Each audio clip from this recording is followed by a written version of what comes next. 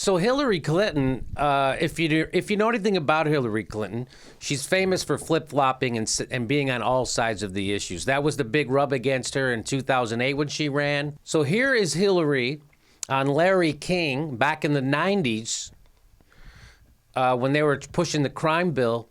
And here she is. Let's see if you can count how many dog whistles she uses in 30 seconds. Here we go. Let's listen.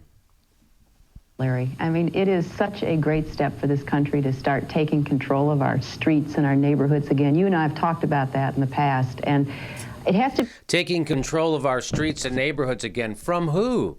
From those inner city black kids who are super predators. That's who she's talking about there. Okay, they need to be brought to heel. Seen in context, it must be part of the larger initiative the president is pushing for. So I'm going to start this again because I think it's good to get a running start because what she's... Larry, I mean, it is such a great step for this country to start taking control of our streets and our neighborhoods again. You and I have talked about that in the past, and it has to be seen in context. It must be part of the larger initiative of investing in our inner cities and building up educational opportunities and job training and creating maybe entrepreneurial space. I mean, that kind of thing where we're going to invest in the inner city and help these people who are in economically depressed place, especially after 12 years of Reaganomics. This is what I'm talking about. So let's see if she says what, especially after what? The president is pushing for crime control with more prisons, tougher sentences, more prevention. But it is such an important step. You said after health care, that's what you were going to do. More prisons, tougher sentences.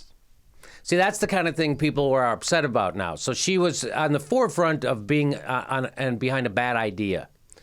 It seems like she's never pioneering the right idea. If she's in front of an idea, it's the wrong one. But if she's behind an idea, it's the right one. You know, like equal treatment for homosexuals in America, stuff like that. TPP deal. She was out in front on that. It was the wrong thing. Now she's behind. Here she is again. Now let's see what she has to say. Well, I mean, the whole web of violence. I mean, the guns, the drugs, the decaying neighborhoods, the irresponsibility, all of that we have to tackle. The irresponsibility, that's the part I like there. We have to tackle, that's what's wrong with the inner city. It's the drugs and the gangs and the irresponsibility. It sounds very much like what we were...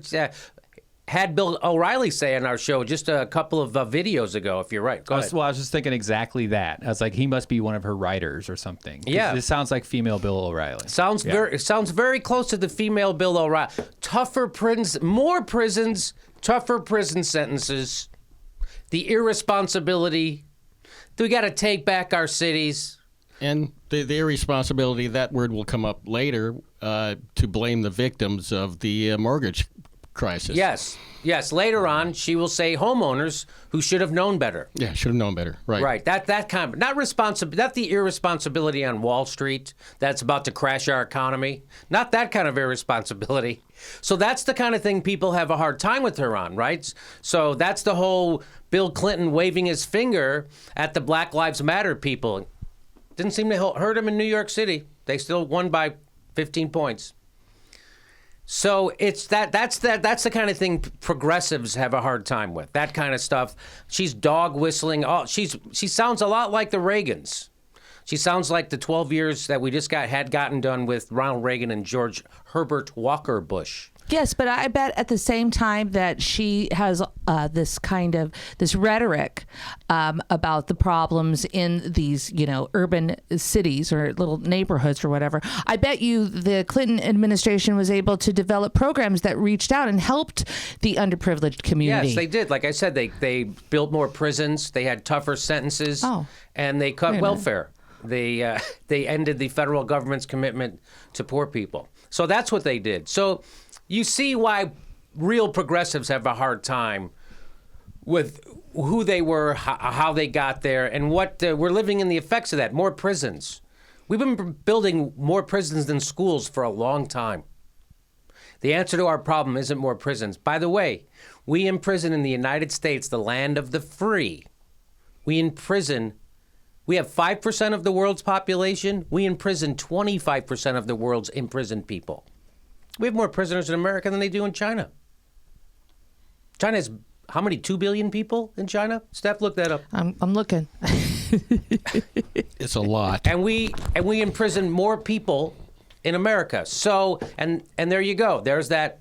Hey, we'll become more like Republicans. That's when the Democrats are like, hey, we'll just start sounding like the Republicans do about crime and blacks in the inner city and stuff. And we'll build more prisons and we'll have tougher sentences and we're not going to address the root cause of any of these problems. We're not going to invest in our cities, even though Ronald Reagan just de-invested in our cities for 12 years. We're not talking about that. That's not what she was saying.